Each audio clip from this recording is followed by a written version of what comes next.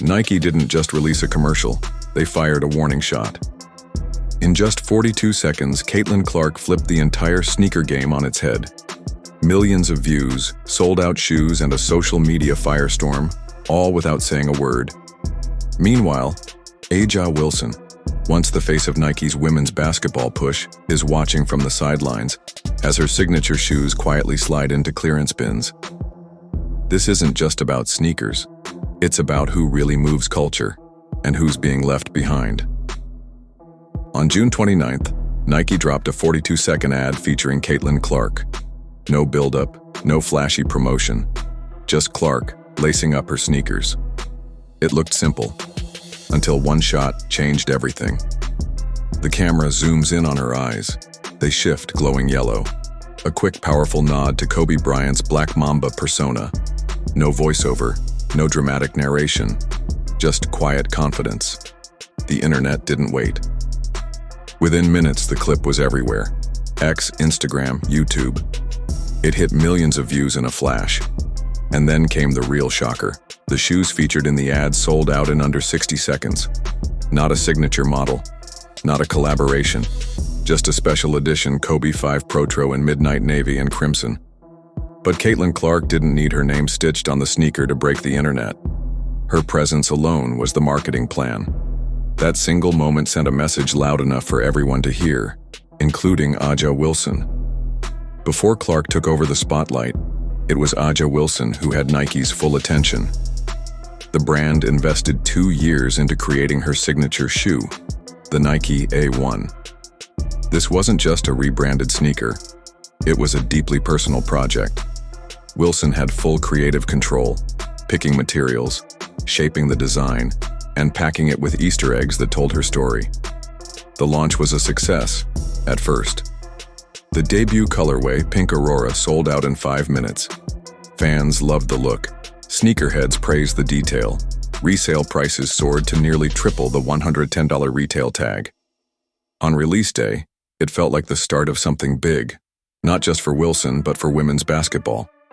Nike rolled out the red carpet, promo shoots, influencer partnerships, press tours. Wilson was everywhere. For a brief moment, she wasn't just an athlete, she was a brand. But the problem with moments is, they don't always last. Despite the hype around the A1 launch, something changed, fast. After the first wave of excitement, the energy faded. The posts stopped, the chatter died down.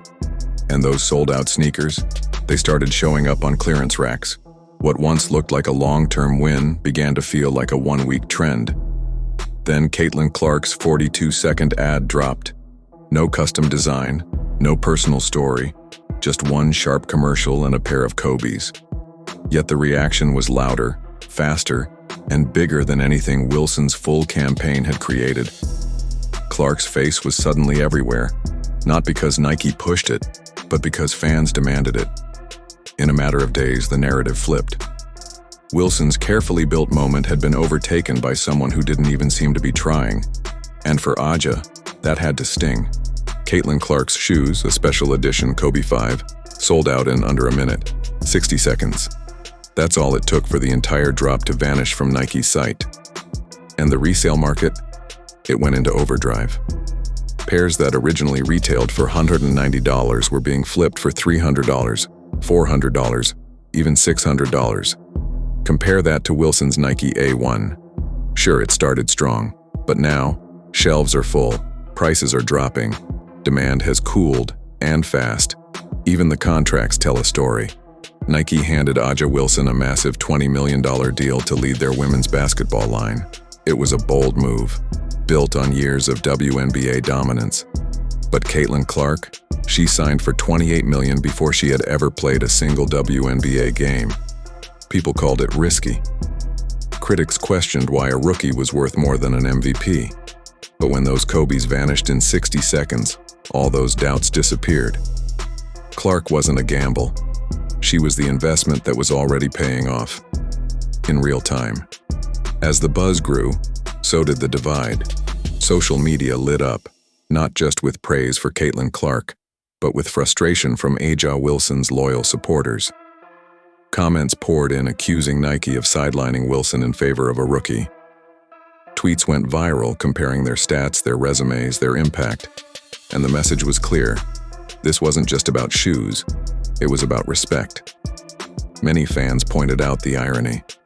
Wilson had carried the WNBA for years, two-time MVP, Finals MVP, champion. And yet, the moment Clark stepped onto the scene, it felt like all that got pushed to the background. For some, it was a harsh reminder that popularity can overshadow legacy, and that hype often wins over history. But Clark's fans pushed back just as hard. They argued she was doing what no one else could, selling out arenas, breaking records, and bringing millions of new eyes to the league. To them, this wasn't unfair. It was inevitable. And just like that, the shoe war turned into a cultural moment, bigger than Nike, bigger than basketball. Nike didn't say much publicly, but their actions spoke volumes. While A'ja Wilson had full campaigns, exclusive rollouts, and headline features, Caitlin Clark got something more subtle, and somehow louder. One short ad, one limited shoe drop, one viral moment. And it worked. Some say Nike knew exactly what they were doing. By keeping Clark's rollout minimal, they created scarcity. Scarcity created demand. And demand? That created a frenzy.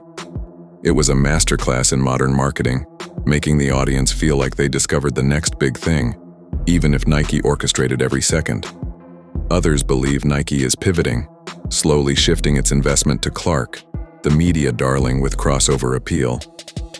Wilson may have the resume, but Clark has the momentum. She's pulling in casual fans, trending on TikTok, dominating headlines. And for Nike, attention equals dollars. If that's true, then the writing's already on the wall. Wilson may still be in the spotlight, but Clark, she is the spotlight now. Whether they meant to or not, Clark and Wilson sparked something the WNBA desperately needed: mainstream attention.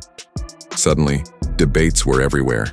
Sports shows, podcasts, Twitter threads, everyone had an opinion. And for the first time in years, WNBA headlines were leading national conversations. This wasn't just about two players. It became symbolic. Old guard versus new face, resume versus reach, respect versus relevance. And every time the conversation popped off, the league won. Ticket sales spiked. Merch flew off shelves. TV ratings hit record highs. Even those who had never watched a game suddenly knew who Caitlin Clark and A'ja Wilson were. Some say it's the best thing that could have happened to women's basketball. Others worry it's fueling division. But either way, the rivalry is working. It's making people care. And that, more than anything, is what the WNBA has been fighting for. In the end, this was never just about sneakers. It's about how stories are told, who gets the spotlight, and why. Caitlin Clark has the crowd. A'ja Wilson has the crown. But in a league still fighting for attention, maybe it's the tension between the two that's lighting the fuse. The rivalry is real. The reactions are loud. And the game? It's changing before our eyes. But here's the thing. This isn't the final chapter. Clark's still just getting started.